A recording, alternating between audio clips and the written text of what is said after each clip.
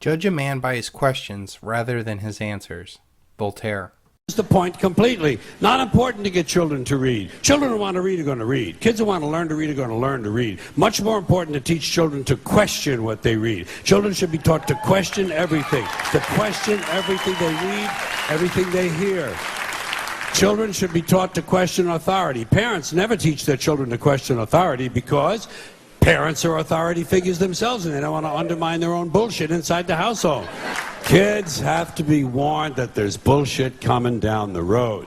That's the biggest thing you can do for a kid. Tell them what life in this country is about. It's about a whole lot of bullshit that needs to be detected and avoided. When you are aware, you can prepare. Our societal structure is broken. The Industrial Revolution took the father out of the house. The Consumer Revolution took the mother out of the house. It now takes 2 or 3 incomes to support a family now. Who is left to shape the minds of our children? Who benefits from this? Cui bono? Our society is mass-producing pathological narcissism on a massive scale. Fascination with fame and celebrity, fear of competition, the inability to suspend belief, shallowness and transitory quality of personal relationships. Who benefits from this? Collective power does. We know deep down that we are not getting ahead. We are presented with saviors who never change the system or solve the problems. Our future is not certain. My generation will be the first American generation to not live as well as the previous generation. This, unfortunately, has been designed to happen this way. We have been programmed all of our lives to shut out personal choices and conform with society. This could come in the form of a parent's authority, school's rules, social pressure, or the government laws and regulations. By the time we are adults, we have a self-regulating prison of our mind. We recognize the symptoms: self-doubt, low self-esteem, lack of motivation, and lack of original ideas. We think we know the cause of these problems: parents, education system, the media, the boss, etc. But in reality, they are just victims of the same dynamic. I'm going, bro! Oh, okay. Yeah, I don't know, you'll probably be about as good as I was. That's kind of the way it works, and I was below average, so you'll probably ultimately rank somewhere around there, so you'll excel at a lot of things, just not this. I don't want you out here shooting this ball around all day and night, all right? All right. Okay? All right, go ahead.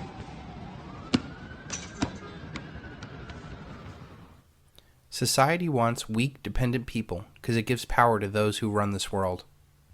If people were truly free and independent, they would have no need for any of the elite or collective thought. But the typical American is programmed through society to obey authority, follow the rules, and don't ask questions. We are to conform. We are programmed to go into debt with credit cards, student loans, mortgage, or car payments.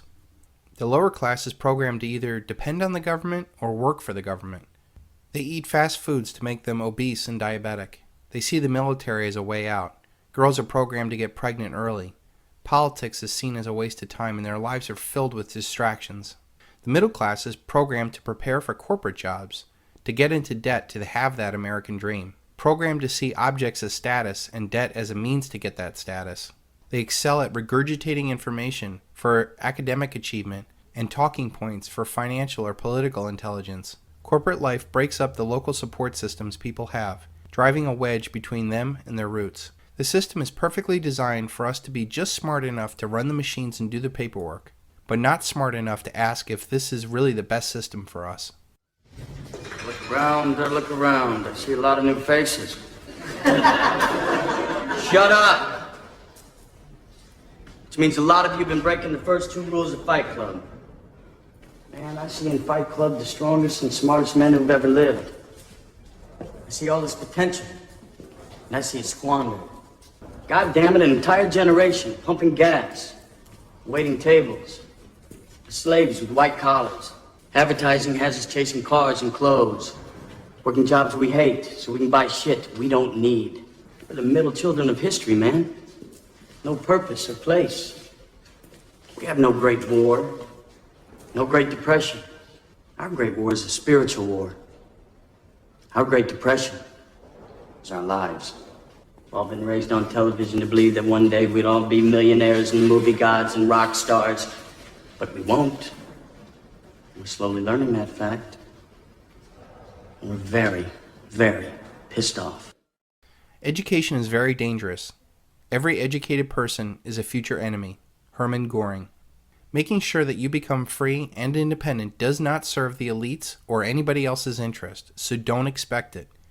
If you want it, you have got to fight for it.